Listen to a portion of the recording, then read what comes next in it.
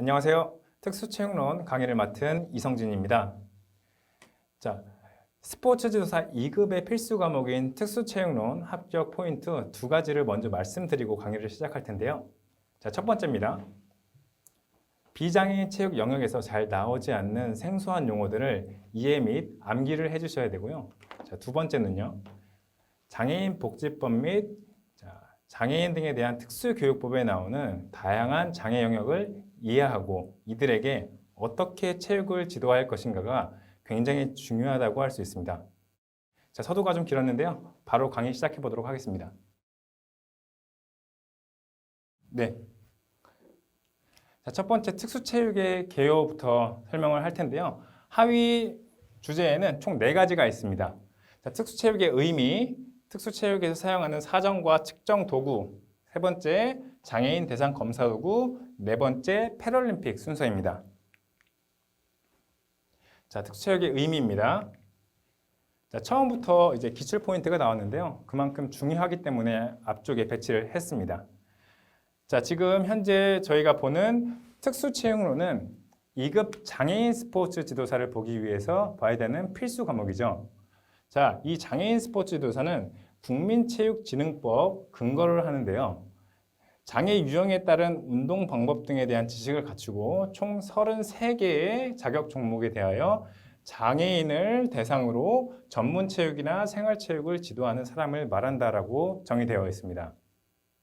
자, 또한 2급 장애인 스포츠 지도사는 자격 검정에 합격하고 연수 과정을 이수한 사람으로 한다라고 나와 있어요. 자, 여기서 말하는 자격 검정 같은 경우는 필기, 합격 이후에 실기, 구술, 여기까지가 자격 검정 시험을 보고요. 필기를 합격한 후에 실기 구술 보고 마지막에 나와 있던 연수 과정까지 거치면 2급 장애인 스포츠 자격증이 발급이 되게 됩니다. 자, 그런데 필기 같은 경우는 연 5월 정도에 이제 보게 되고요. 실기는 필기 합격 이후 6월 혹은 7월에 보게 되고, 연수 같은 경우는 연 말에 이제 통상적으로 이루어지는데, 여기 마지막에 보시면 2급 연수 과정은 스포츠 윤리, 장애 특성의 이해, 지도 역량, 스포츠 매니지먼트, 마지막 현장 실습, 총 이렇게 하나, 둘, 셋, 넷, 5개의 과목으로 이루어져 있습니다. 자, 그런데요, 여기서 하나 짚고 넘어가야 될 게, 이 장애인 스포츠 지도사는 급수가 나눠져 있는데 1급과 2급으로 나뉘어져 있습니다. 자, 2급을 먼저 취득한 이후에 3년의 지도 경력이 쌓이면 1급을 볼 수 있는 자격 요건이 생기고 다시 필기, 실기를 보고 연수 과정을 거치는데, 여기서의 이 연수는 2급과는 차이가 있습니다.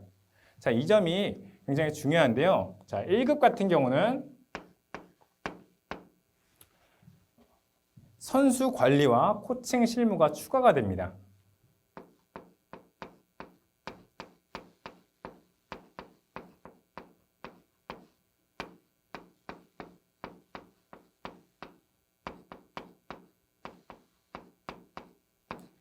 자, 플러스 이 두 가지만 보는 게 아니고요. 2급에 나와 있는 연수 과정을 다시 한 번 더 똑같이 거치게 됩니다. 즉, 선수 관리, 코칭 실무, 앞에 나와 있는 5가지를 다시 한번 거친다라는 거. 이 차이점을 확실히 알고 넘어가 주셔야 되겠습니다.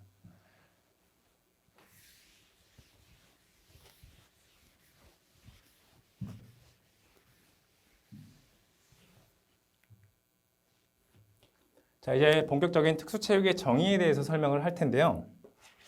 자, 사실 특수체육이라는 이 단어를 들었을 때는 처음에 주변 사람들이 굉장히 질문을 많이 합니다. 자, 특수체육이 도대체 뭡니까? 특수한 체육 혹은 특전사가 하는 체육 등 굉장히 다양하고 재미있는 질문들이 많이 들어오는데요. 자, 특수체육이라고 하면은 훨씬 더 예전에는 굉장히 광범위한 단어로 사용이 됐었습니다.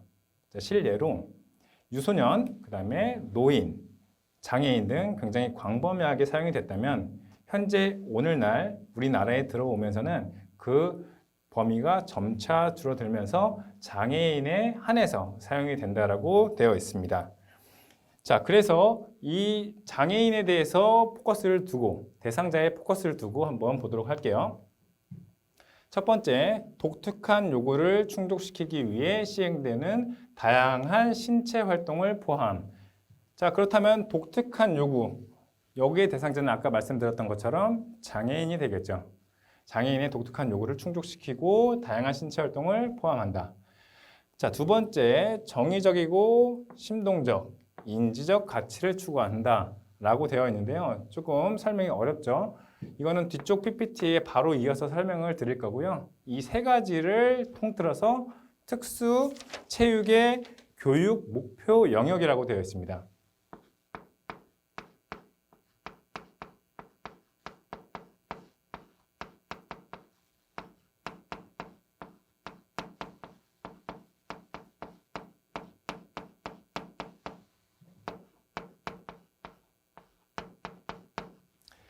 자, 뒤쪽에서 다시 한 번 더 자세하게 다룰 거고요.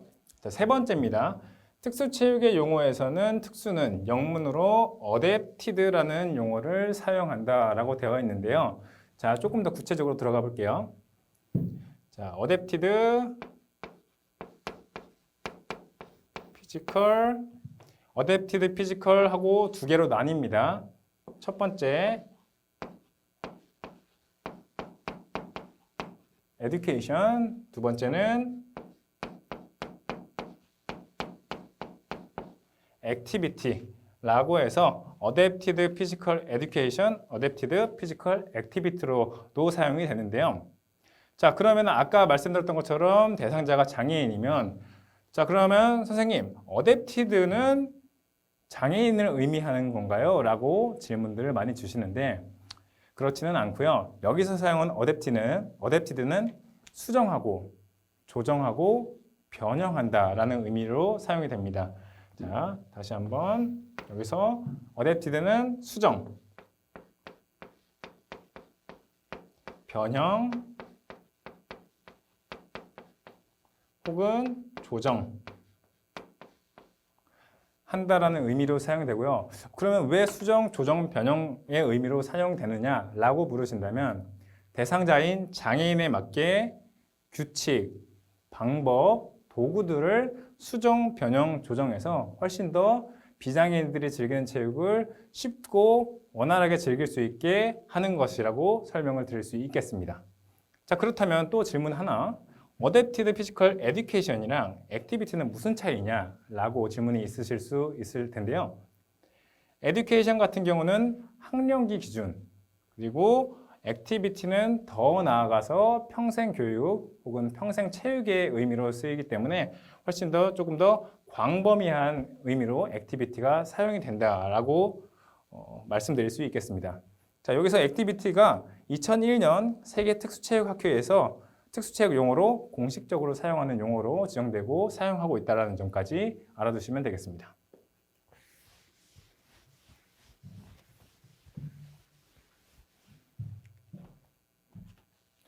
아까 말씀드렸던 것처럼 특수체육의 교육 목표 영역 세 가지 인지적, 심동적, 정의적 영역으로 나뉘는데요.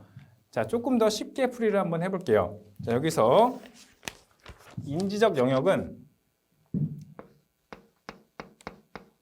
이해, 그다음에 심동적 영역은 심리, 운동, 정의적 영역은 자아, 증진. 특수체육의 교육 목표 영역은 이 세 가지 영역에 초점을 두고 있고요. 인지적 영역은 새로운 것을 시도하고 적절한 게임 전략을 고안, 심동적 영역은 게임, 스포츠, 댄스, 수영에 필요한 운동 기술을 숙달, 정의적 영역은 건강하고 사회적으로 받아들여지는 방법으로 긴장을 이완시키는 것을 배움이라고 압축적으로 설명이 되어 있네요. 자, 여기서 뒤에 내용도 물론 중요하지만 특수체육의 교육 목표 영역에는 어떠한 세 가지가 있는 것을 확실히 파악하고 가는 것이 굉장히 중요하다고 할 수 있겠습니다.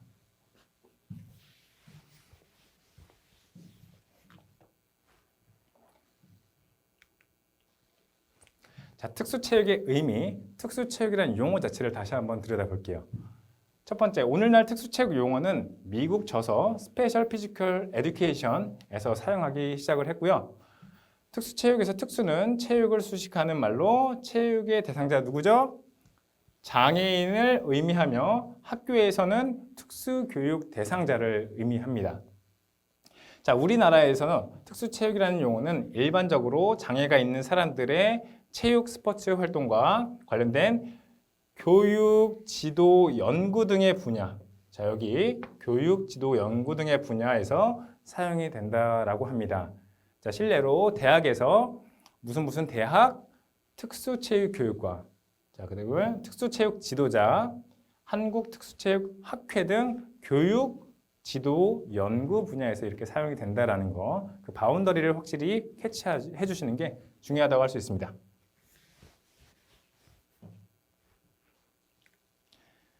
자, 그럼 두 번째 장애인 체육입니다. 특수체육이랑 장애인 체육이랑 비슷한 거 아닌가요? 라고 또 질문이 오실 수 있는데 어떤 건지 조금 더 자세하게 들어보죠. 장애인 체육은 장애가 있는 사람들의 체육 활동을 의미하는 전문 용어로서 활동의 대상이 되는 장애인과 활동의 내용인 체육이 결합된 용어. 즉, 아까 특수체육은 교육, 연구, 지도 분야에서 사용이 됐다면 이 장애인 체육은 말 그대로 장애인의 체육을 한다. 즉, 장애인.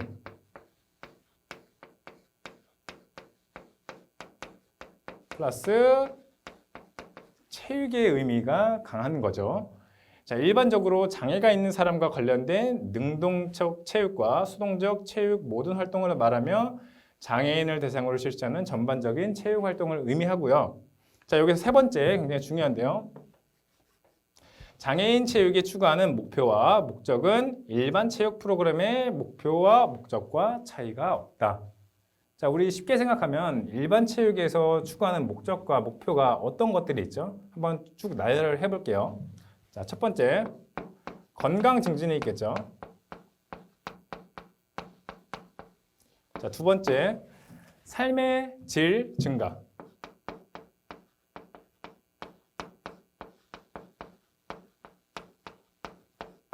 세 번째, 어떤 것들이 있죠? 즐거움 추구 등이 있겠죠.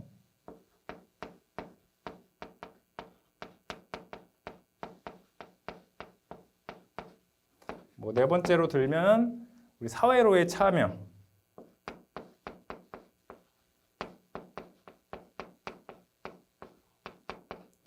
이 밖에도 각 종목마다 즐길 수 있는 그런 즐거움, 목적, 목표가 가지각색으로 있을 텐데요. 이런 장애인 체육이 추구하는 목표와 목적은 일반 체육 프로그램의 목표, 목적과 차이가 없다라는 거예요. 대신 어떤 것들이 있을 수 있겠죠? 아까 설명했던 것처럼 어댑티드하게, 즉 일반 체육을 즐기기 위해서 장애인에게는 어댑티드, 변형, 조정, 수정을 하면서 자연스럽게 추구하는 목표가 다음과 같을 수 있도록 변형해 주는 것, 그게 바로 장애인 체육이 추구하는 것이다 라는 것. 이거 세 번째 굉장히 중요한 내용이니까 체크 부탁드릴게요.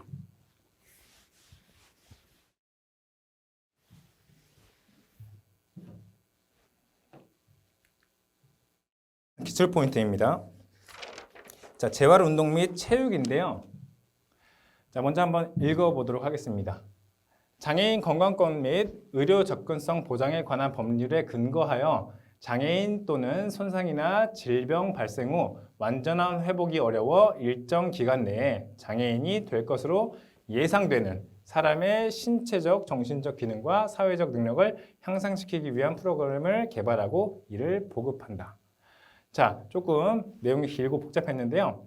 자, 여기서 중요한 건 두 번째, 특수체육, 장애인 체육, 장애인 스포츠, 재활체육 등과 같은 용어들은 때때로 구분 없이 섞여 쓰이는 경우가 많다라고 되어 있습니다.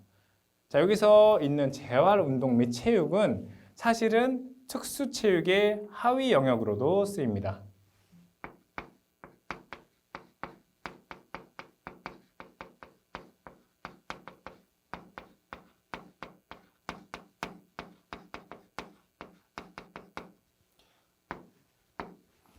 자, 또한 보시면 특수체육과 장애인 체육은 앞전에 설명을 들었지만 그렇다면 이 장애인 스포츠는 장애인 체육과 비슷한데 어떻게 다른가요? 라고 하실 수 있는데 스포츠는 경쟁이 포함되는 의미로서 저희가 지금 2급 장애인 스포츠 지도사를 따려고 하는데 포함된 34개의 종목이 그 예로 들 수 있겠죠. 자, 정리 한번 하면서 다음으로 넘어가겠습니다.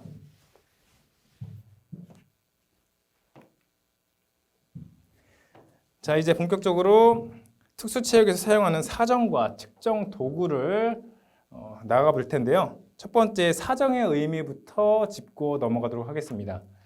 자, 이 사정이라는 얘기를 들었을 때 고개가 갸우뚱하시는 분들이 굉장히 많을 것 같아요. 좀 생소한 용어이기도 한데요. 한번 짚고 넘어가 보도록 하겠습니다. 첫 번째, 배치, 프로그램, 계획 등에 관한 의사결정을 목적으로 한 자료 수집과 해석의 과정이라고 나와 있는데요. 조금 더 쉽게 설명드리기 위해서 가로쳐서 설명드렸는데, 즉 대상자의 현재 수준을 파악하기 위한 자료를 수집하는 과정이라고 생각하시면 편할 것 같아요. 두 번째, 지도자들은 장애인들의 요구를 파악하여 프로그램을 계획하고 진행된 프로그램의 성과를 확인하는 과정에서 사정이 굉장히 중요하다. 그러면 사정은 프로그램 및 교육 활동 전반에 걸쳐 반복되는 매우 중요한 활동이라고 할 수 있다라고 정리가 되어 있네요. 자, 이 세 가지를 압축해서 저는 한 문장으로 좀 표현하고 싶은데요. 자, 일단 영어로 어세스먼트라고도 불리고요. 한 문장으로 정리하면 다음과 같습니다. 자, 평가에 필요한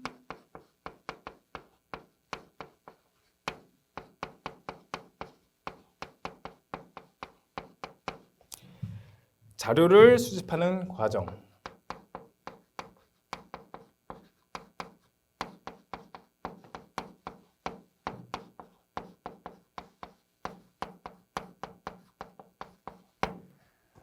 자, 이렇게 정의를 할 수 있겠습니다. 자, 평가에 필요한 자료를 수집하는 과정.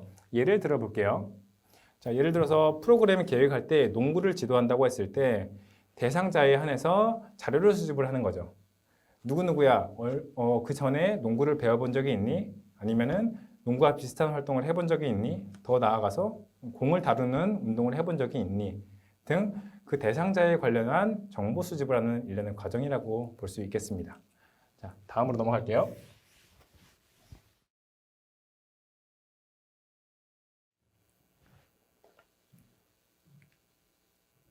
자, 이 사정에는 공식적 사정과 비공식적 사정 두 가지로 나뉘는데요.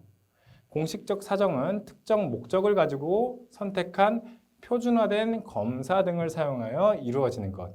자, 이 공식적 사정은 뒷페이지에 좀 더 자세하게 설명이 되어 있습니다. 자, 두 번째 비공식적 사정은 표준화된 절차보다는 행동, 관찰 등을 포함하는 비표준화된 절차에 의한 것이라고 되어 있습니다. 자, 이 사정에는 공식적, 비공식적으로 나뉘어져 있다는 거 이것도 체크 부탁드릴게요.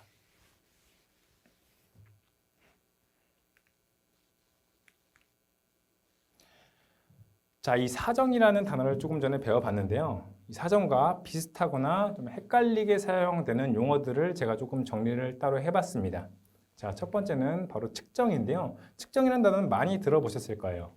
자, 물리적 대상을 자나 저울과 같은 도구를 사용하여 양을 수량화하는 일련의 과정이라고 나와 있습니다. 자, 예를 한번 들어볼게요.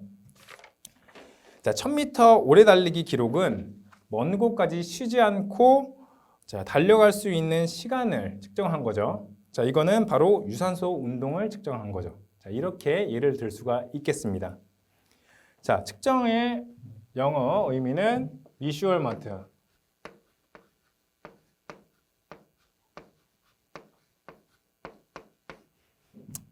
measurement고요. 자, 그 다음에 여기 이가 빠졌네요. 자, 평가로 넘어가 보면 평가는 수집 자료에 근거하여 가치 판단을 통한 교육적 의사결정 혹은 정보를 기반으로 하여 운동 기능 수준과 관련된 결정을 내리는 총체적인 과정이라고 나와 있고요. 사정과 평가는 서로 동일한 경우 많으나 사정 단계에서는 보다 광범위한 영역을 검사하는 반면 평가에서는 프로그램에서 목적으로 설정했던 영역의 검사에 초점을 둔다라고 되어 있어요. 자, 사정은 조금 더 광범위한, 그 다음에 평가는 내가 측정하고자 하는 정확한 어떤 그런 포인트들을 검사하는데 평가라는 단어를 사용한다라고 되어 있습니다. 자, 즉 사정이 정보를 수집하는 과정이라면 평가는 수집된 정보를 기반으로 하여 대상자에 대한 운동 기능 수준 혹은 체력 수준 등과 관련된 것이 지도 이외 의도된 변화 정도를 성취하는 파악의 단계라고 정의할 수 있겠습니다. 자, 사정, 측정, 평가 이 세 단어에 대한 차이점을 확실하게 짚고 넘어가는 것도 중요하다고 할 수 있겠습니다.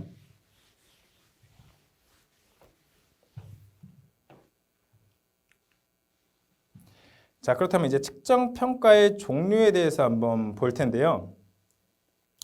표준화 검사, 개개인의 운동 수행 능력을 측정하기 위한 것으로 크게 규준 지향과 준거 지향으로 구분한다라고 되어 있는데요. 첫 번째 규준 지향 검사부터 보도록 하겠습니다. 자, 단어가 다소 좀 생소하게 들릴 수 있으실 텐데요. 자, 규준 지향은 한마디로 상대평가라고 말씀을 드릴 수 있겠습니다. 옆에 가로치고 제가 설명을 드렸는데요.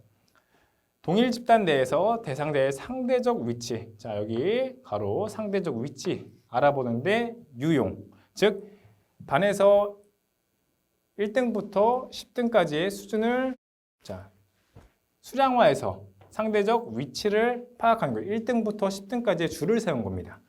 두 번째, 운동 수행 능력을 시간, 횟수, 거리 등과 같은 객관적인 수치로 나타냅니다. 자, 그렇기 때문에 규준 지향 검사는 다른 말로 결과 중심이라고도 합니다.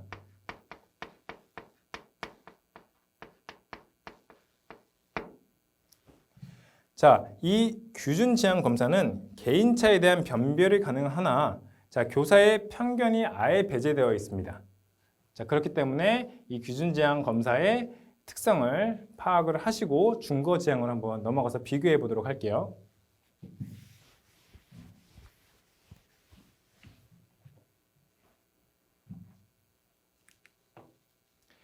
자, 준거 지향 검사는 절대 평가라고 나와 있습니다.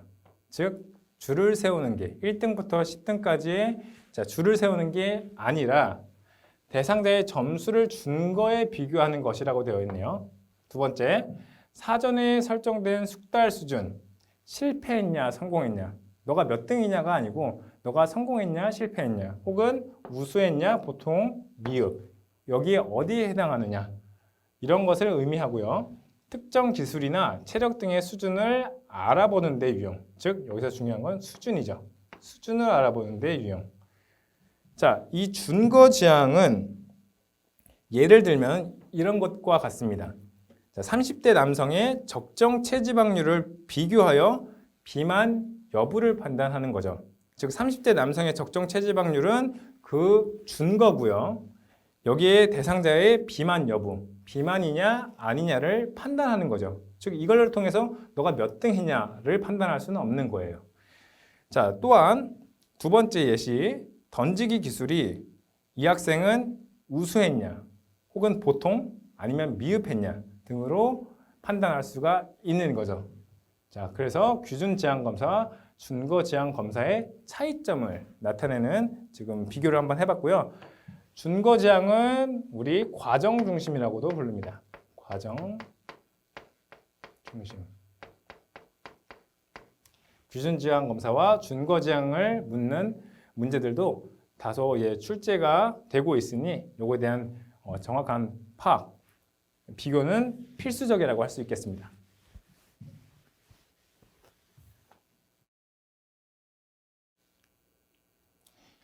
자, 다음 개별화 교육 프로그램 IEP. 자, 이거는 바로 특수교육의 꽃이라고도 불리기도 하고요. 특수체육의 꽃이라고도 불리기도 합니다. 자, 왜 그런지 한번 볼게요. 자, IEP는 Individualized Education 프로그램의 줄임말, 앞글자. 자, IEP인데요. 자, 내용을 한번 보시죠. 각 학습자의 능력과 수준을 고려하여 적절한 교육 목표와 방법을 선택한 후 교육을 시행하는 것이라고 되어 있습니다. 다시 한번 볼게요. 굉장히 중요합니다. 각 학습자의 능력과 수준을 고려하여 적절한 교육 목표와 방법을 선택 후 교육을 시행하는 것. 자, 예로 한번 들어볼게요. 자, 시각장애 학생과 지적장애 학생이 같이 있습니다. 자, 그러면은 지도자 혹은 교사는 이를 두고 똑같이 지도해야 될까요? 예를 들어서 공 던지기를 던진다고 학습 목표를 잡고 지도를 했을 때 분명히 시각장애와 지적장애 학생에 대한 능력과 수준은 다르겠죠. 보이지 않는 학생과 잘 보이면서 던지기 능력이 우수한 지적 학생과의 차이는 둬야 됩니다. 자, 그렇기 때문에 그 능력과 수준을 고려하여 적절한 교육 목표와 방법을 따로따로 두고 지도를 해야 된다는 것이죠. 그러기에 우리 특수체육에서 개별화 교육 프로그램은 굉장히 중요하다고 할 수 있겠습니다. 두 번째, 개인 교육은 1:1 교육이 아닌 개별화 교육은 장애인의 개인차. 아까 예를 들었던 것처럼 시각장애인과 지적장애인을 어떻게 개인차를 두면서 지도를 할 것인가 등이 되겠죠. 자, 적절히 고려하여 학습 계획을 세우는 것을 의미한다고 되어 있습니다. 자, 그리고 개별화 교육 프로그램은 필요에 따라 언제든지 수정, 보완할 수 있습니다. 자, 예를 들어서 처음에 세웠던 계획 교육에 따르면 시각장애 학생의 던지기 활동은 굉장히 더딜 거라고 생각했는데 생각보다 발전 속도가 굉장히 빨라요. 그럼 언제든지 다시 수정을 해서 장기 목표와 단기 목표를 수정할 수 있다는 것이죠. 자, 마지막. 장애로 인한 발달상의 차이로 인해 단일 교육 과정으로 개인의 필요를 충족시키기 어렵기에, 즉 비장애인 교육 과정으로는 모든 것을 다 포용할 수 없기 때문에 개인의 발달에 적합한 교육 프로그램을 계획하고 시행하는 것을 의미한다. 그게 무엇이다? 개별화 교육 프로그램 IEP다 라는 거 꼭 체크 부탁드리겠습니다.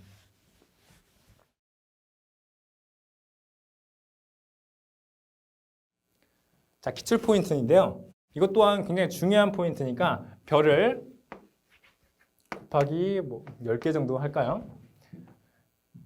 장애인 스포츠 프로그램의 서비스 전달 체계 처음에 프로그램을 계획을 하고, 자, 사정 아까 뭐였죠? 자, 평가에 필요한 우리 자료를 수집하는 거, 대상자에 대한 필요한 자료를 수집하는 과정, 그 다음에 개별화 교육 계획, 방금 배웠던 IEP죠. 이 학생이 그 사정에서 받았던 그런 자료들을 토대로 어디에 배치를 할 것이고 어떤 수준으로 지도를 할 것이며 이런 것들이 포함되는 내용을 개별화 교육 계획에 담고요.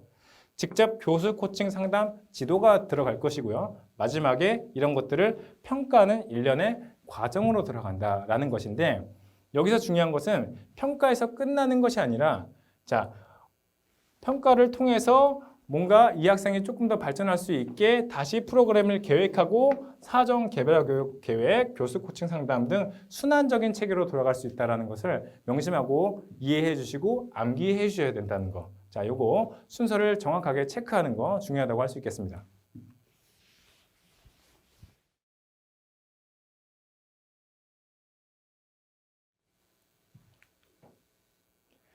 자, 이게 이제 본격적으로 장애인 대상 검사 도구에 대해서 들어갈 텐데요. 자, 검사 도구의 선택 기준 3가지 단어가 있는데 이 단어를 먼저 알고 나서 검사 도구로 넘어가는 게 훨씬 더 좋을 것 같다는 생각에 먼저 한번 써보도록 하겠습니다. 첫 번째입니다. 첫 번째, 신뢰성. 두 번째, 타당성. 세 번째, 객관성. 자, 앞으로 배울 검사 도구는 이런 3가지 단어를 이해를 해주시는 게 굉장히 중요한데요. 자, 먼저 신뢰성부터 말씀을 드릴게요. 자, 신뢰성은 동일한 검사를 반복하여 실시할 때마다 같은 결과값이 나와야 된다는 의미입니다. 자, 신뢰성, 동일한 검사를 할 때마다 같은 결과가 나와야 된다는 거. 자, 예로 한번 들어볼게요. 자, 예를 들어서 윗몸 일으키기를 측정한다라고 했을 때, 자, 처음 측정했을 때는 아무것도 하지 않고 굉장히 최상의 컨디션에서 측정을 하고, 자, 예를 들어 다음에 측정할 때는 운동장 100바퀴를 전력으로 달리고 측정을 했을 때 과연 첫 번째 측정과 두 번째 측정이 동일할까요? 아무래도 다르겠죠. 그렇다면 이 검사는 신뢰성이 낮다라고 할 수 있습니다. 자, 이처럼 신뢰성은 동일한 검사를 반복하여 실시할 때 일관성 있게 같은 결과가 나올 수 있도록 실시할 때마다 동일한 방법을 추구해야 된다는 거. 그게 굉장히 중요하다고 할 수 있고요. 타당성은 측정하려는 것을 얼마나 제대로 측정하였는가를 말하는 단어고요. 자, 예를 한번 들어볼게요. 자, 근력을 측정할 때 달리기 속도를 측정하는 것은 과연 타당할까요? 아니겠죠. 자, 근력을 측정하려면 우리가 보통 어떤 것을 측정하나요? 자, 이렇게 잡고 당기는 악력계나 밑에서부터 끌어올리는 배근력 등을 측정할 수 있을 텐데 달리기 속도를 측정하는 것은 타당하지 않다라고 예시를 들 수 있다는 겁니다. 즉, 측정하려는 것을 얼마나 제대로 측정하는가가 굉장히 중요하다고 할 수 있겠죠.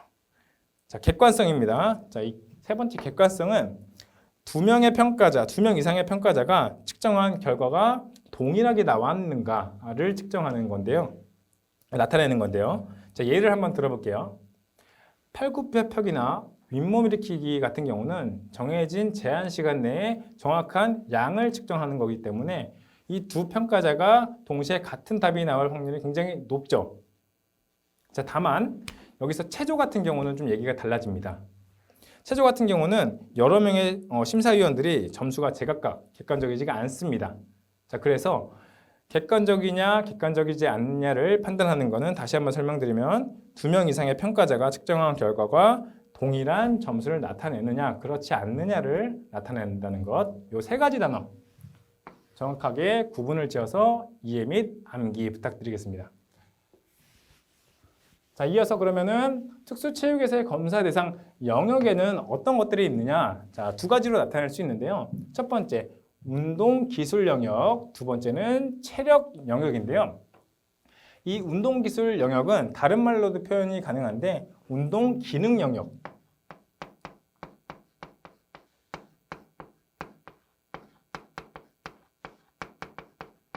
운동 기능 영역이라고도 나타내면서 하위에는 어떤 것들이 있는지 볼까요? 첫 번째, 스포츠 및 전문 여가 운동 기술. 두 번째, 게임 운동 기술. 세 번째, 기본 대근 운동 기술. 네 번째, 감각 지각 운동. 요게 있는데요. 이 세 번째, 특히 기본 대근 운동 기술의 대근은 뭐냐? 자, 대근은 말 그대로 큰 근육을 말하는데요. 몸통, 머리, 팔, 다리, 하체 등 우리 몸에서 큰 근육을 구성하고 있는 이 운동 기술을 말합니다. 자, 그러면 소근육은 어디를 말하는 걸까요? 소근은 우리 이렇게 손가락 쥐었다 펴락하는 이 손가락 근육, 그다음에 얼굴의 미세한 근육들을 나타내는 것을 바로 소근육이라고 하고요. 자, 이런 점에 대한 차이점을 좀 운동 기술 영역에는 이런 것들이 있다라는 것 이해 부탁드리고, 자, 두 번째 체력 영역은 총 두 가지로 또 나뉩니다. 첫 번째 건강 체력, 두 번째 운동 기술 체력인데요. 첫 번째 건강 체력은 근력, 근지구력, 유연성, 심폐지구력, 신체 조성으로 나뉩니다. 자, 그렇다면 운동 기술 체력은 뭐냐? 속도, 순발력, 민첩성, 평형성, 협응성 등을 의미하는데요. 대부분 이 건강 체력과 운동 기술 체력을 혼동해서 사용하는 경우가 많으니 요거에 대한 차이점은 확실히 짚고 넘어가자라는 게 이 PPT를 만든 취지입니다. 자, 체력 영역은 건강 체력과 운동 기술로 나뉜다. 운동 기술, 운동 기능 영역은 네 가지로 나뉘는데 그 중에서 중요한 거 대근 운동 기술이다 라는 거 이해하시면서 다음 PPT 넘어가 보도록 하겠습니다.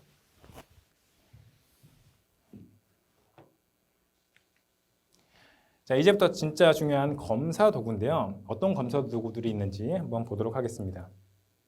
첫 번째, TGMD입니다. TGMD. 자, 준고와 규준을 같이 사용한다고 하네요. 좀 이게 특이하죠? 준고와 규준을 같이 사용하고 만 3세에서 10세 아동. 자, 나이 굉장히 중요합니다.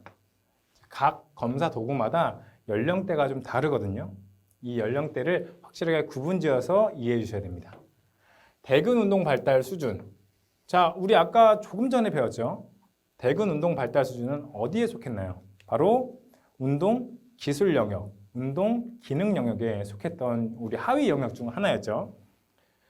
이것을 검사하는 표준화된 검사 도구가 바로 TGMD다. 자, 여기서 이동 기술 검사, 그리고 조작 기술 검사 이 두 가지를 한다고 나와 있는데 어떤 것들이 있는지 한번 보겠습니다. 달리기, 갤럽, 홉, 립, 제자리 멀리뛰기, 슬라이드. 조작 기술에는 치기, 튀기기, 받기, 차기, 던지기, 굴리기 등이 있는데요. 자, 처음 들으셨을 때 이 갤럽과 홉, 립 같은 경우는 처음 들어보시는 분들이 의외로 많을 것 같아요. 그래서 예를 들어서 한번 같이 설명을 드려보도록 하겠습니다. 자, 갤럽 같은 경우는 이동 기술에서 자, 제 손이 다리라고 가정을 했을 때, 발이라고 가정했을 때 앞발, 뒷발을 일직선상에 놓고요. 자, 이 뒷발을 미끄러지듯이 치면서 뒤꿈치에 가져가면서 앞발이 마치 말이 달리는 것처럼 이동하는 기술을 의미하고요. 자, 홉 같은 경우는 우리 소위 말해서 한발 뛰기, 한 발을 들고 팔을 흔들면서 뛰면서 가는 이동 동작. 자, 립 같은 경우는 앞에 콩주머니나 장애물을 설치하고 달려가면서 그 장애물 앞에서 점프를 하면서 한 발로 점프를 하면서 넘어가는 그 동작을 나타내는 것으로 이 이동 기술 검사에는 어떤 것들이 있고 조작 기술에는 어떤 것들이 있는지를 또 한번 짚고 넘어가는 좋은 시간이 됐으면 좋겠습니다.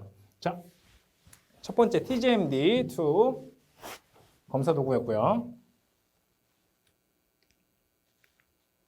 자, 두 번째 BPFT입니다. 요거는 준거 지향 검사를 토대로 하고 만 10세에서 17세까지의 제한 연령이 있죠. 자, 아까 TGMD2는 만 3세에서 10세였고 요거는 만 10세에서 17세까지인데 어떤 것을 검사하느냐?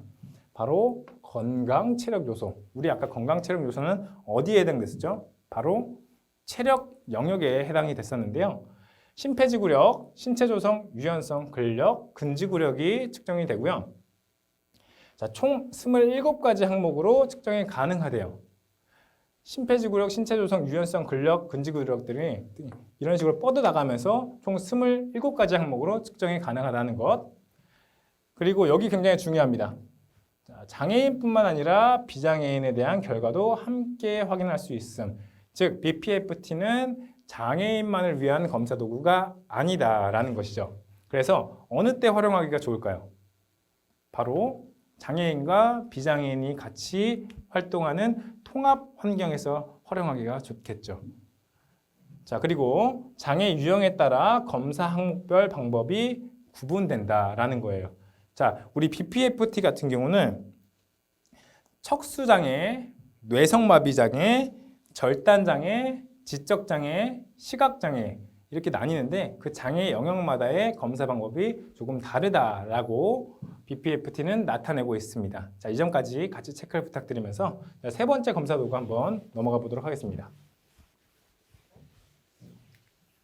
자, 세 번째 검사 도구 팝스-D인데요.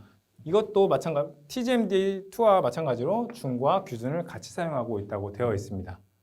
자, 국내에서 개발된 장애 유형을 고려한 장애인 건강 체력 검사 도구, 건강 체력 아까 BPFT랑 같죠. 그리고 6개 장애 유형에 따라 기존의 일반적인 측정 방법을 수정하고 변형했다라고 되어 있습니다. 자, 사실 이 팝스-D 같은 경우는 2007년에 비장애인 대상으로 팝스와 동일하나 그 형태가 조금 달라요. 자, 여기 아까 장애 유형에 따라 기존의 일반 측정 방식을 변형했다라고 하는데 예를 들어보면 이렇습니다. 자, 심폐지구력을 측정하는데 비장애인 학생들 같은 경우는 우리 오래 달리기를 측정을 하나 팝스-D 같은 경우는 예를 들어서 휠체어를 사용한 장애인을 측정할 때는 휠체어 오래 달리기를 측정을 하고 그 다음에 근 기능을 측정할 때는 휠체어 경사 오르기 등과 같이 조금 그 방법을 변형해서 측정하는 게 바로 뭐다? 팝스-D이다. 2007년에 팝스가 발명이 됐다면 자, 이 팝스-D는 우리나라에서 국내에서 이게 굉장히 중요한 포인트입니다. 국내에서 언제부터? 2013년부터 사용이 됐고요. 장애인 건강 체력 검사 도구다라는 키워드 잘 체크하시면서 우리 넘어가 보도록 하겠습니다.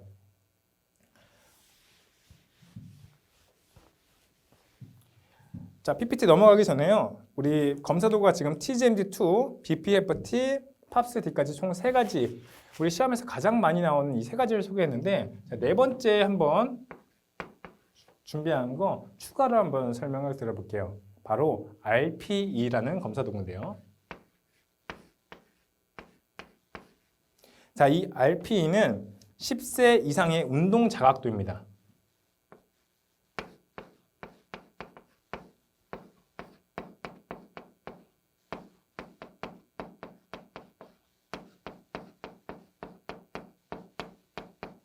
(10세) 이상의 운동 자각도를 측정하는 거고, 이는 뇌성마비, 발달 협응 장애, 아동의 운동 시 힘든 정도를 나타내는 자, 우리 검사 도구로 이해해 주시면 되겠습니다. 다시 한 번 더. 뇌성마비, 발달 협응 장애, 아동의 운동 시 힘든 정도를 자, 측정한다라고 나와 있는 게 뭐다? RPE 검사 도구다. 자, 이렇게 해서 총 4가지 이해해 주시고 암기해 주시고 어떤 측정 도구를 사용하고 그 다음에 준거냐, 규준이냐, 그리고 연령대는 어떻게 되느냐 이런 것들을 확실히 알고 넘어가 주셔야 된다는 거죠. 자, 팝스D 같은 경우는 지금 따로 나이가 없는데요. 우리 학령기 기준으로 장애인 대상 학령기 기준으로 측정한다고 체크해 주시면 되겠습니다. 자, 다음으로 넘어갈게요.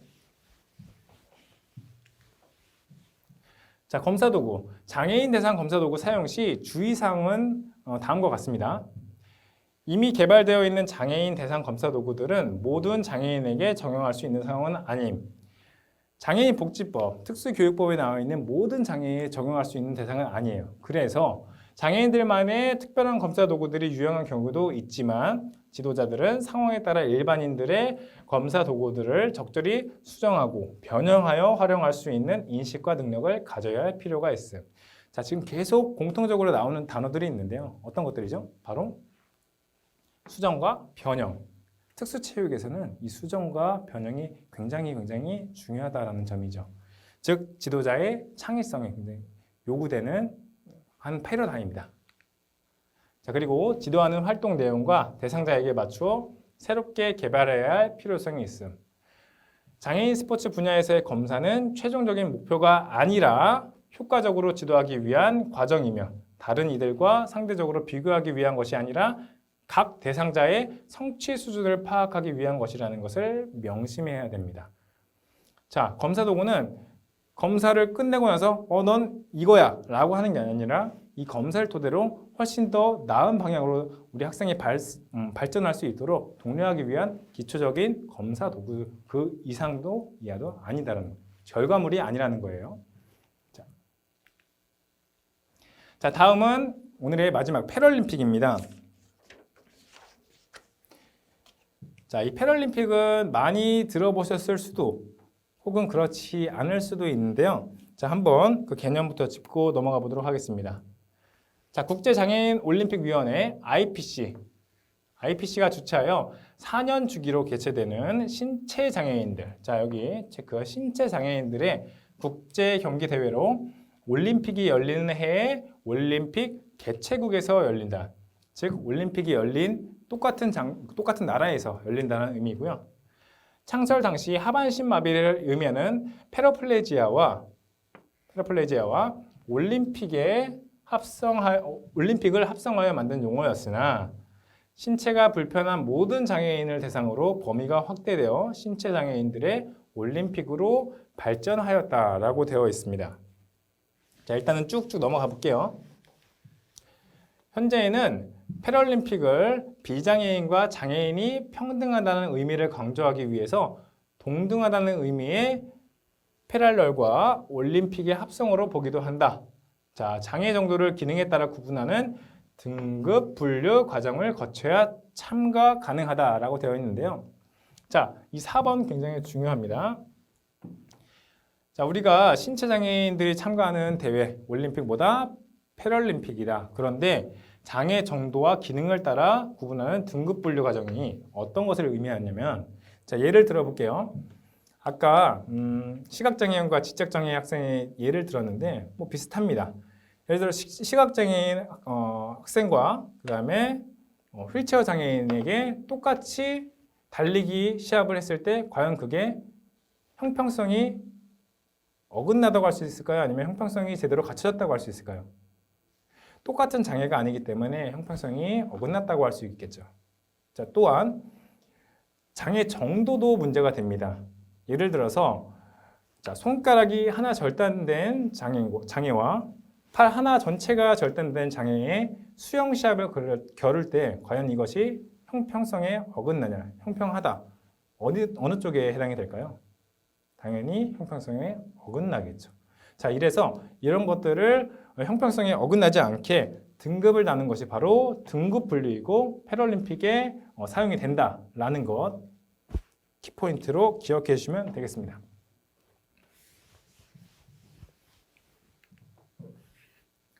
자, 패럴림픽 역사인데요. 패럴림픽의 정식 명칭은 국제 스토크 맨더빌 경기로 1948년 휠체어 스포츠를 창시한 영국의 신체 장애자 의료센터가 위치한 도시 명칭에서 비롯이 됐고요. 매년 7월 런던에서 대회를 개최해 오다가 자, 여기 중요. 1960년 이탈리아 로마에서 1회 공식 대회가 시작되어 4년마다 지금까지 개최되어 오고 있다라는 겁니다. 자, 첫 번째 대회 패럴림픽 언제? 1960년 이탈리아 로마에서. 자, 세 번째, 1988년 서울 올림픽 때부터 올림픽이 폐막한 후 한 달 정도 기간 내에 올림픽이 개최되었던 도시의 패럴림픽 대회가 개최되고 있다는 거죠. 자, 1988년 이전에는 개최된 도시에서 패럴림픽 같이 진행되지 않다가 언제부터? 바로 우리 88 서울 올림픽부터는 올림픽이 폐막 후 바로 이후 한 달 뒤에 이어서 패럴림픽이 또 동일한 나라에서 진행된다는 거. 바로 그래서 88 서울 올림픽이 굉장히 중요한 의미를 가지고 있다는 겁니다. 자, 우리나라는 1968년 제3회 텔아비브 대회에서 처음으로 선수단을 파견했고요. 최근이죠. 2018년 3월 9일부터 18일까지 강원도 평창에서 동계 패럴림픽을 개최한 바가 있습니다. 자, 아까도 말씀드렸지만 우리 올림픽이 열린 한 달 이후에 패럴림픽이 열리기 때문에 3월 9일에 열렸으니까 우리 한 달 전인 2월 9일에 평창 동계 올림픽이 우리 열렸었던 거죠.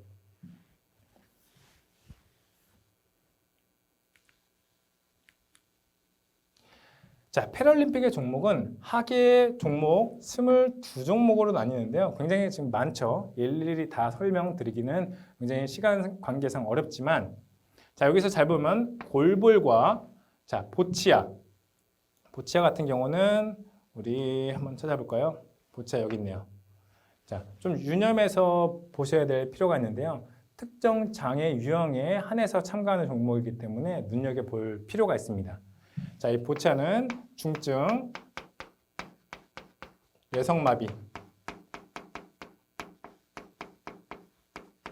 자, 이 골볼은 시각장애인.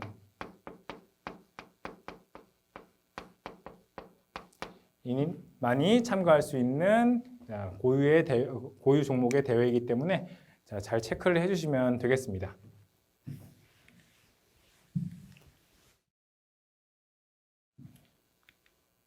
자, 동계 패럴림픽 종목은 6개 종목인데요.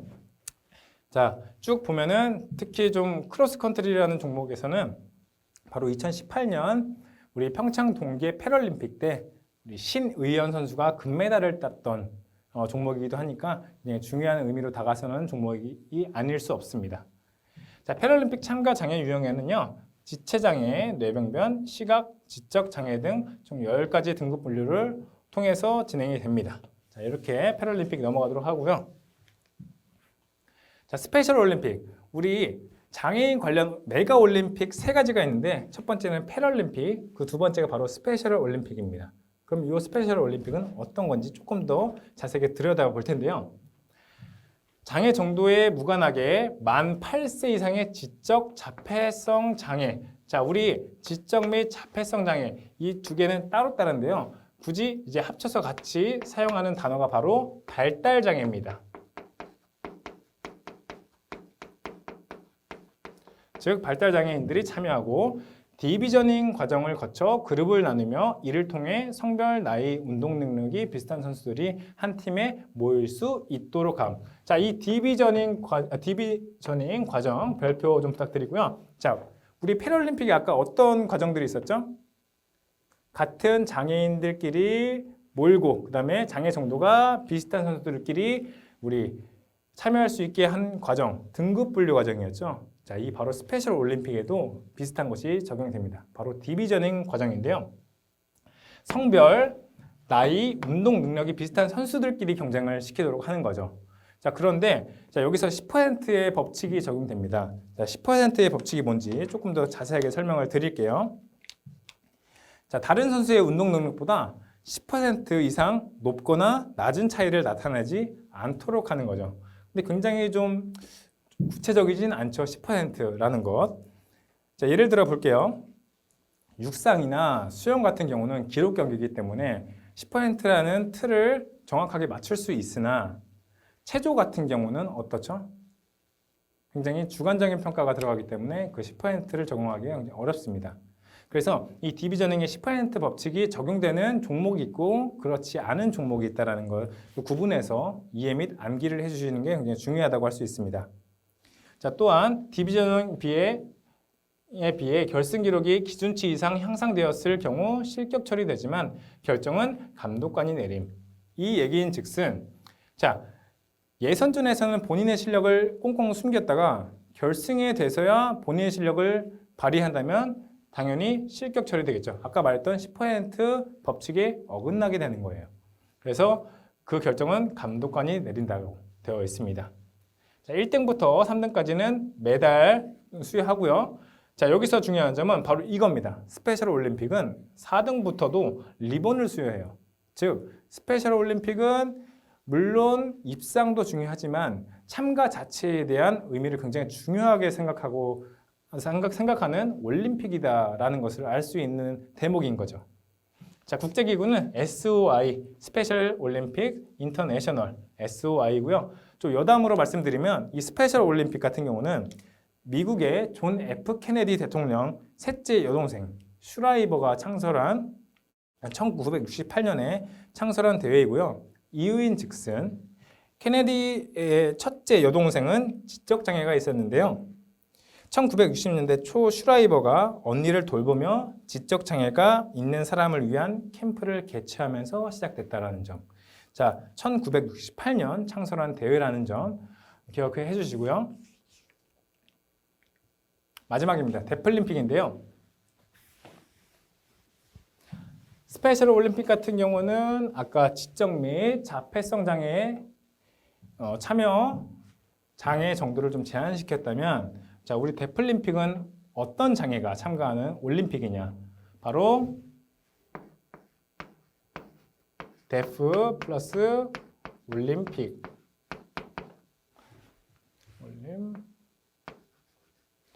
다시 써드릴게요.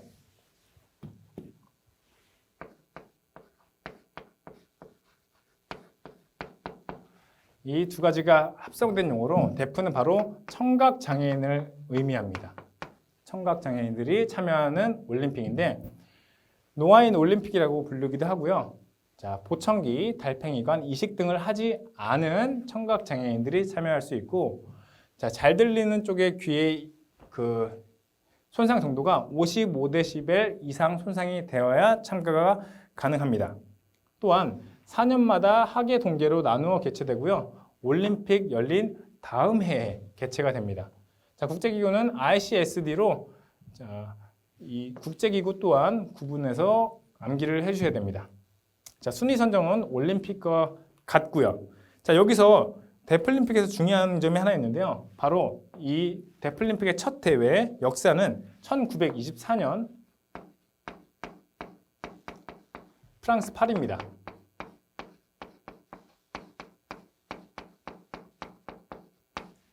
프랑스 파리에서 학예 대회 시작했는데요. 스포츠 경기 대처 방법 같은 경우는 청각장애인들이 참여를 하다 보니까 축구 심판은 호각 대신에 들리지 않기 때문에 깃발을 흔들어서 수신호를 하고요. 육생 트랙 경기는 총소리 대신에 빛을 사용해서 그 수신호를 대신합니다. 이런 식으로 대체해서 올림픽이 열린다는 점, 자, 기억을 해두시고요.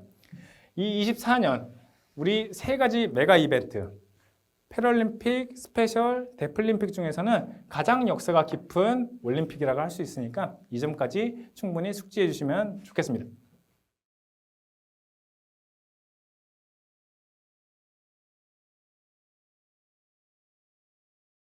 자, 오늘 강의는 이렇게 정리를 해봤는데요. 마지막 복습 차원에서 한번 오늘 배웠던 내용을 다시 짚고 넘어가 보도록 하겠습니다. 자, 특수체육의 정의에서 우리 특수는 어떤 것을 의미한다고 했죠? 바로 어댑티드, 수정, 변형, 조정 등을 의미하면서 자, 우리 장애인 대상자를 위해서 훨씬 더 접근하기 쉽게 한다라는 의미였죠. 두 번째, 특수체육의 교육 목표 영역 세 가지가 있었는데요. 바로 인지적 영역, 심동적 영역, 정의적 영역 이 세 가지로 나눌 수 있었고, 자, 세 번째, 특수체육에서 사정, 어세스먼트란 어떤 것이었죠? 바로 평가에 필요한 자료를 수집하는 과정이라고 말씀을 드렸습니다. 자, 네 번째, 장애인 스포츠 프로그램 서비스 전달 체계에는 자, 프로그램을 계획하고, 두 번째, 대상자의 정보를 수집하는 사정, 그다음에 개별화 교육 프로그램 계획, 네 번째, 교수, 코칭, 상담, 마지막에 평가 순으로 이루어졌고 여기서 끝나는 것이 아니라 순환 체계였다라는 것. 그다음에 다섯 번째, 검사 도구 세 가지 있었죠. 첫 번째 어떤 거죠? TGMD2, 두 번째 BPFT, 세 번째 팝스D, 네 번째로 알려드렸던 거는 RP, 자각도 검사, 그다음에 마지막 우리 메가 이벤트, 첫 번째 패럴림픽, 두 번째 스페셜 올림픽, 마지막 데플림픽 순서였습니다. 자, 오늘 1강 좀 내용이 다소 많았는데요. 고생하셨고 2강은 우리 IEP 내용으로 좀 다뤄보도록 할 테니 우리 2강에서 뵙는 걸로 하겠습니다. 고생 많으셨습니다.